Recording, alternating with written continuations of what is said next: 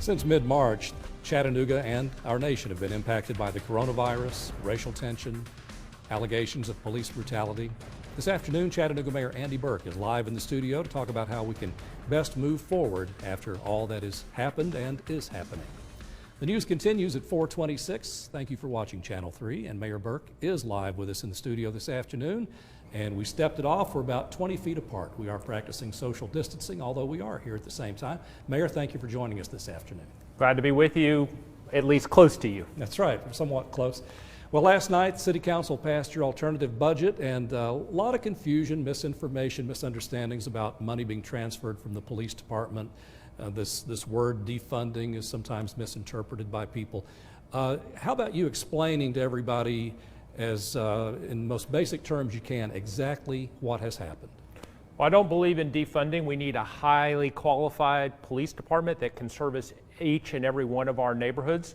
We do need to invest more. I think the Office of Community Resilience gives us the chance to look at how we keep people strong and safe and to build this discussion. The one place where everybody agrees, from our police officers to our activists, is if there are ways for fewer police officers to respond to things like calls for mental illness, that's what we want. The Office of Community Resilience will give us that forum to make those changes.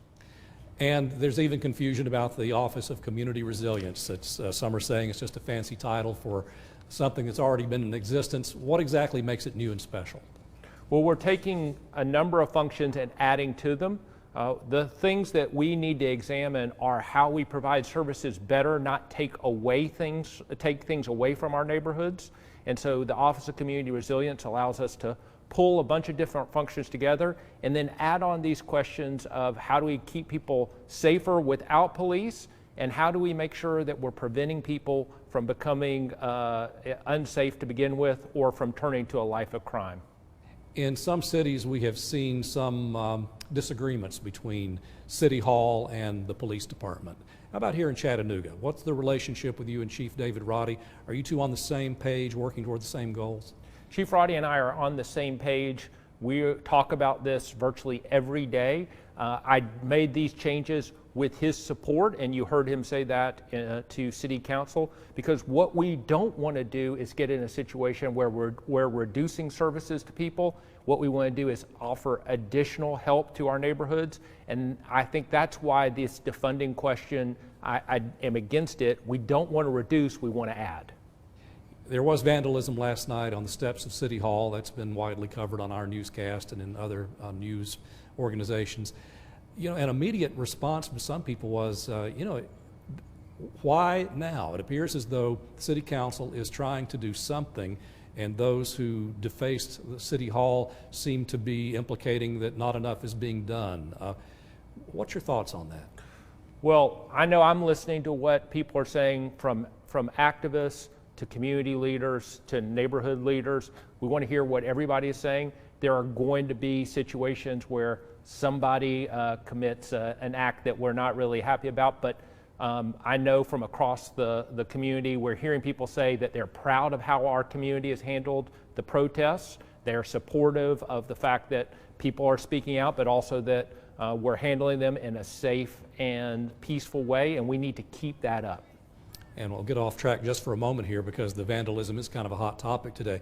Have you heard anything about any leads, any arrests in this case? We have not yet. Okay. Next spring will be a change in Chattanooga. Your second term will be up, and you are prohibited from running for a third term, so there will be a change of leadership. All these things you're implementing, how can there be some assurance that whoever follows you will continue this path? Well, as you noted, there are people who are saying that we're not going far enough. There are people who are saying we're going too far. That's part of the proper discussion. I think the election will give a chance for everybody to participate and say where they think things need to go. The Office of Community Resilience provides another platform for us to really be deliberate, so that if we are able to make transitions from a police officer, for example, serving somebody who has a mental health need, to a social worker, that we do it in a way that adds services to neighborhood rather than taking away. And since we are on the topic of next spring, I'll go ahead and give you a chance to make some news here if you want to. A lot of people have speculated as to what your next step will be. Want to make any announcement? Listen, I'm trying to make it through the next 9 months and help our community in every way possible. It's been a lot more challenging than I thought the last year was going to be. So I'm pretty focused on that right now. All right, I wanted to give you the chance so you understand. Getting back to this, as far as the protests, some folks thought it might be a 2 or 3 day thing. Obviously, this is ongoing. The folks who are activists in the community are very persistent.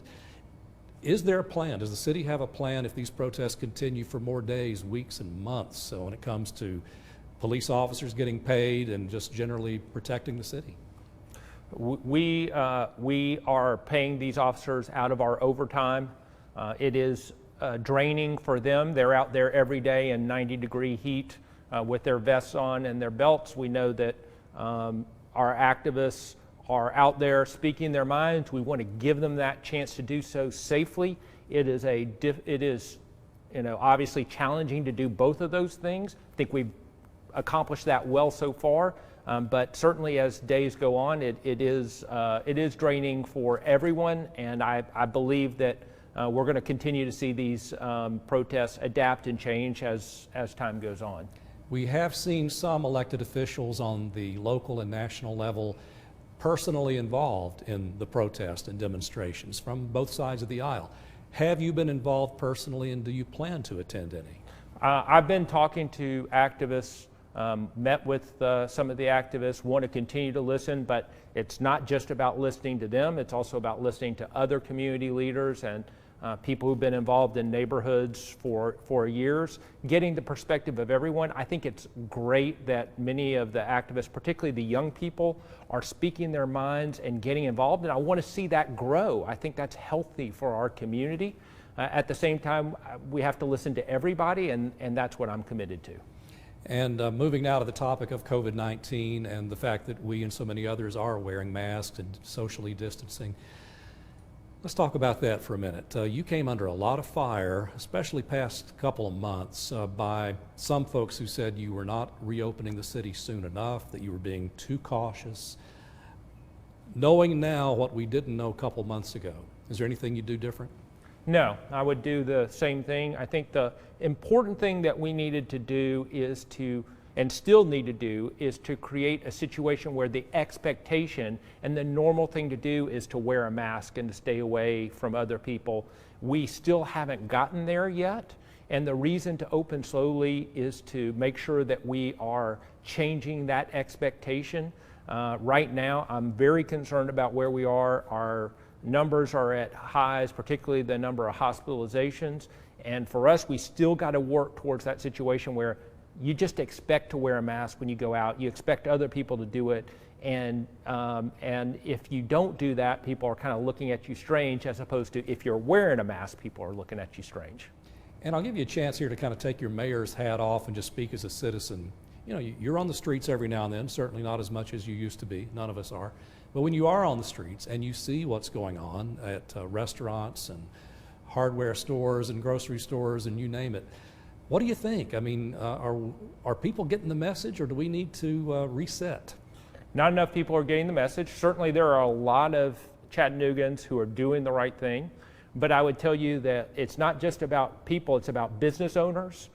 There are a lot of hourly workers who go in, they're in tight quarters, they aren't supplied with the personal protective equipment they need. They're the places that are feeling the effects of COVID first. That is a huge concern to me. On top of that, we have people circulating and going out late at night. I know as someone with parents who are, I won't say how old, but let's just say older than me, the last thing that I want to do is give either one of them COVID-19 and see disastrous results. And I would say to everybody, protect yourself, protect your family, loved ones, and protect your community. And finally, speaking of business owners, they of course have been among the hardest hit, and we know that Chattanooga's Small Business Stabilization Fund has awarded more than $500,000 to help these businesses through the pandemic. Were there some businesses that applied that didn't get funded? Will there be more funding needed to try to keep these businesses afloat? There are places that applied that did not get funding. Nothing would make me happier than to find more dollars that can help some of these businesses. I will also tell you that we cut our budget yesterday because of lack of revenues. My hope is that the federal government, in the next stimulus package, you'll see funding to places like Chattanooga. Chattanooga is not the hardest hit among cities, so we still need funding, and the more that we can advance those federal discussions, the better off businesses and people in our city will be. And I like to end things as best we can on a positive note. I'd like to give you a chance to say something to the volunteers who have responded to our city's tornado outbreak, to the COVID-19 outbreak. We've got some good folks who live in our town. Listen, I live here because I love Chattanooga and I love the people who are here. There have been volunteers coming out to help people since day one. You can now volunteer to help with the testing sites. I encourage people to go on the city's website and do that.